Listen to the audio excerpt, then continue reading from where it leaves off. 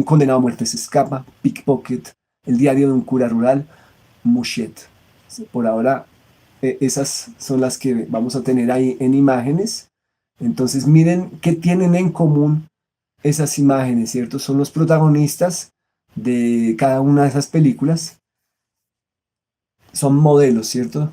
Son lo que otros llamarían actores, pero que él simplemente denomina como modelos. Son seres humanos que él selecciona por, ya sea por la mirada, por la forma en que caminan, por la forma en que hablan, por su voz. Y algo le parece a él que ellos tienen, que otras personas no tienen y que es necesario mostrarlos y que pueden ser las personas ideales para su película. Entonces, ahí puede haber algo, ¿cierto? ¿Por qué este señor se fija en esas personas, esos rostros, ¿cierto? Pueden tener algo de inexpresivo o expresivo según ustedes lo miren, también dentro del contexto de otras imágenes, como lo hemos aprendido en las notas, ¿cierto?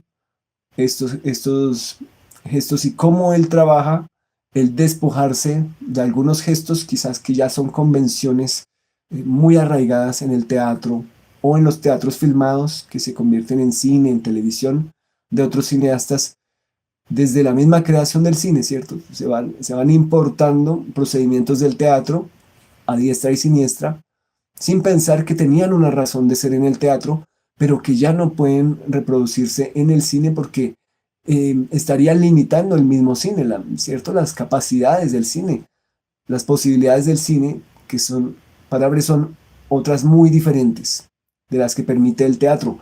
Y recuerdo que les he dicho varias veces, por favor, no lo malinterpreten, no es que Bresson odie el teatro, sino que, por el contrario, es un amante del teatro que dice, hay que hacer la distinción, el teatro allá, ¿cierto? Y el cine acá.